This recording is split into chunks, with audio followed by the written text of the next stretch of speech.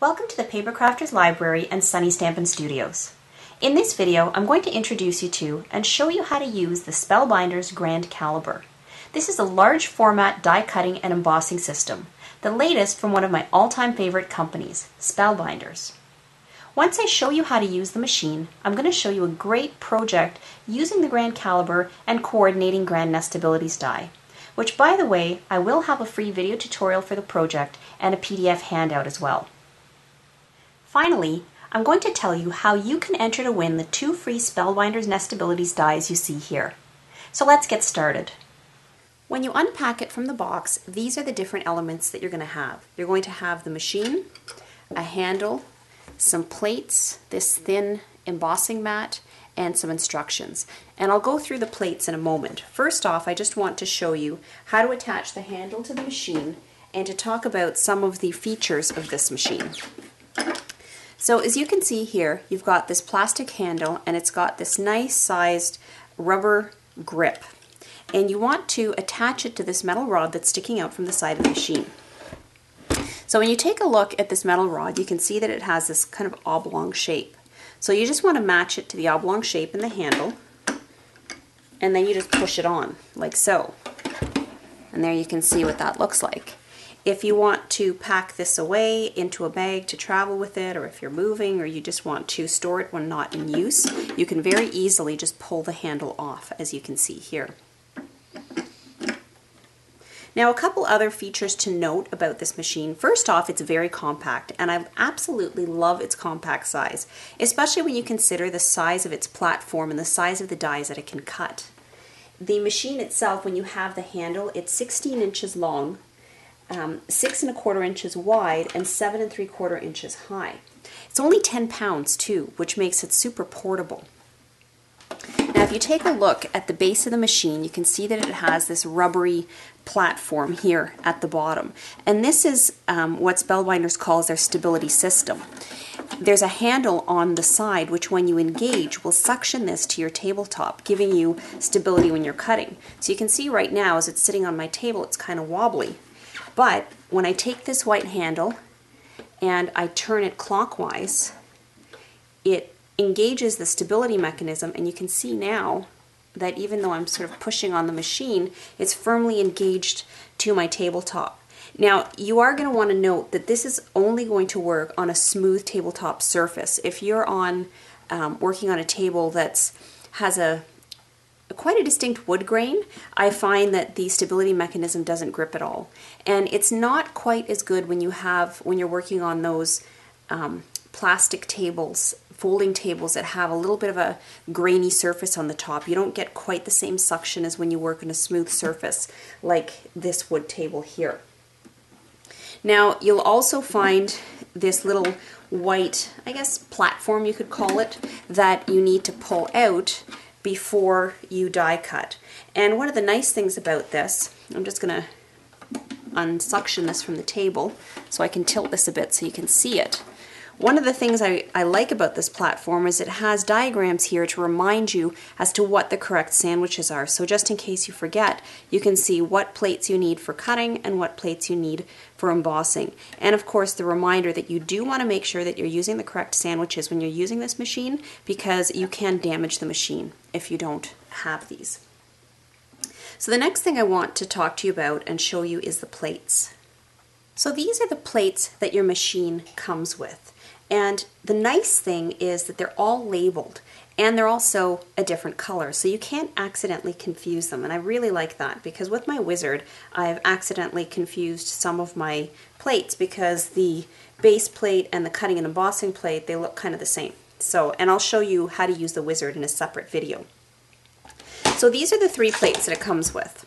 You've got this plate, which is kind of a pale bluish gray, and it's labeled A, and this is going to be your base plate. Then you have this plate which is labeled B, and this is the embossing plate.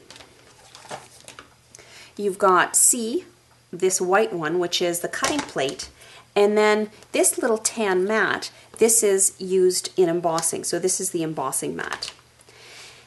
Now this is the thing that I absolutely love about this system. I mentioned to you already how portable and compact it is, allowing you, especially considering the fact that you can cut such large sizes. Like if you look at these platforms, these are very large platforms, much bigger than the Big Shot, much bigger than the Cuttlebug, much bigger even than their Wizard. Now why did they do it that big? Well, it was designed to work with their grand nestabilities. And here you can see, these are the two that I own right now.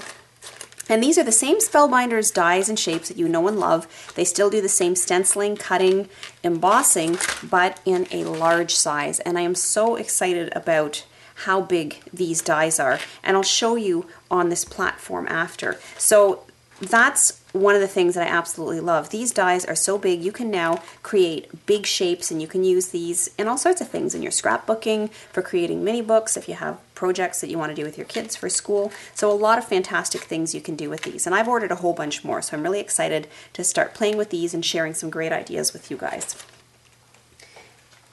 Now, even if you don't have the grand nestabilities, one of the things that I really love is that because this platform is so big, you can fit a lot of dies on there.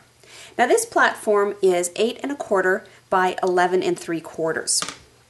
And I'm just going to give you an example of how many different dies you can fit on this. And this is where I guess you could say the time-saving feature comes in. Because if you have a lot of pieces that you want to cut, let's say you've incorporated a lot of dies into one of your projects, you can cut a whole bunch of things at the same time. And if you're cutting out of one color of cardstock, then you can cut some extras and then just throw them in your stash, and you've got labels ready to go the next time that you're ready to craft. So you can take a look at this. I've put 2 whole sets of nestabilities onto this plate, and they fit perfectly. No crowding, nothing. Isn't that fantastic? So now I'm just going to show you how to use this machine to cut and emboss with the grand nestabilities. Okay, so whenever you're starting to die cut any of your dies, you're always going to start with the A plate, the base plate at the bottom. You're then going to take your die or your combination of dies and just lay it on top of that plate. And then the next thing you want to do is to lay your cardstock on top. Now, if you're cutting one of the largest size dies with the grand nestabilities and you're working with an entire sheet of 8 1/2 by 11, I have found that you do actually have to cut it down to 8 1/4 inches. I did try the 8 1/2 by 11. So you can see here, this is a full sheet of 8 1/2 by 11, which overhangs the sides by 1/8 of an inch. And unfortunately, it didn't quite fit through my machine. You can see here how the paper's catching on the sides. To try to get it in, it does buckle the paper a little bit, as you can see here. So I do recommend, if you're working from full sheets of cardstock, just to trim it just a sliver, so 8 1/4 inches. So you want to make sure that on the base plate, you always place the flat portion of your die downwards. So if you're looking at your nestabilities dies, you'll notice that there's a flat side, and then there's a little ridged side, and this ridged side is the cutting blade for the nestability. So make sure you lay it with the flat side down. You're going to lay your cardstock on top, and then you want to place your cutting plate on top, and the cutting plate's a C plate. Now, one of the things that you are going to notice as you start using your machine, and of course this is with any die cutting machine, is that as you use it, your plate's going to start to get chewed up a little bit. You're going to start to see these little impressions of the dies that you've already cut with it. Now, don't worry about that. That does not affect the performance of the plate at all. And generally what I try to do is I start by using one side as much as possible, and then when it's really, really chewed up, then I'll turn and start working from the other side. So I'm just laying it with the side that I've been using so far down, and you've got your sandwich. You can see that's what it looks like. And again, here when you look at your machine, that's the reminder, you've got the A plate at the bottom, C plate at the top. So then you simply take it and you insert it into the machine until it stops. So I can't push it any further. So now I'm just grabbing the handle and I'm just starting to turn. And you can see that as I'm turning, the plate is going through the machine.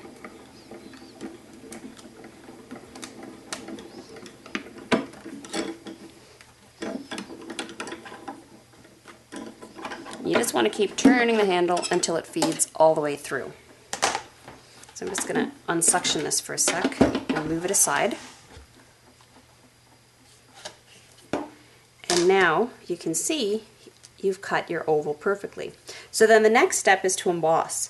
Now, one of the things that I do want to mention, sometimes when you are running this through the machine, you are going to hear some creaking and some cracking.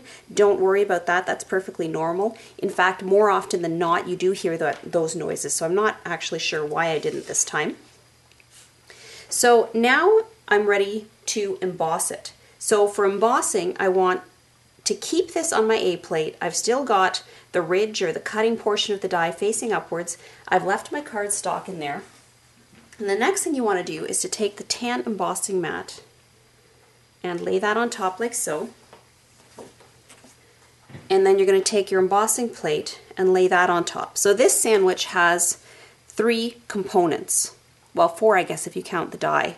But you've got, again, your A plate, your embossing mat, and then you've got your B embossing plate. So I'm just going to engage the stability mechanism. Insert this onto that tray, and then I've pushed it as far as it can go. And then now I'm just going to turn my handle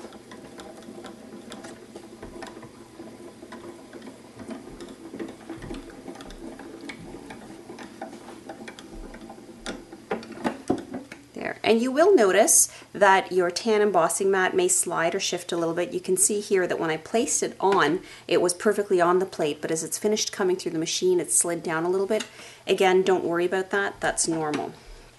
So now, when we take off the, whoop, I'm going to flip this way. That's probably the easiest way to do it. So now, when we take off the die, you can see here that we've got that beautiful embossed edge that's characteristic of the Spellbinders nestabilities.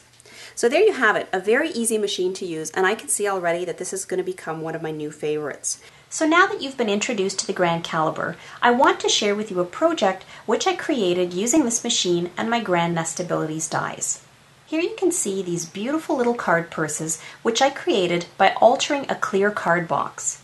Now the top flap for both of these purses was die cut using the largest of the Grand Labels 4 Grand Nestabilities. When die cut, the label measures 6 inches wide and 9 3/8 of an inch high.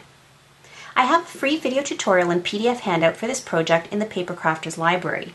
So if you're watching this video from somewhere other than our site, I've put the link to where you can access the tutorial in the video description section. Now if you've never heard of Paper Crafters library, then you're definitely going to want to check it out. It's the most comprehensive library of paper crafting video tutorials currently on the web. We have over 700 videos to date, and we add 4 to 5 videos every week. Our videos range from the absolute beginner to the advanced paper crafter, and we have a ton of technique videos as well as completed projects such as cards, scrapbooks, mini albums, 3D items and gifts, altered art, and mixed media. Now if you visit our blog and then click on the video library link at the top, you can see exactly what we have in our library as well as check out some of our free videos, of which we have quite a few. Okay, so last thing for this video. How do you enter to win these Spellbinders dies? We have a set of circles and a set of scalloped rectangles up for grabs valued at $50 US. Easy, just visit our blog and leave us a comment in the comment section of this post here. Same link you clicked on to take you to the free video is the link you click on to enter. Winners will be announced on the blog Friday, November the 11th. See you on the blog.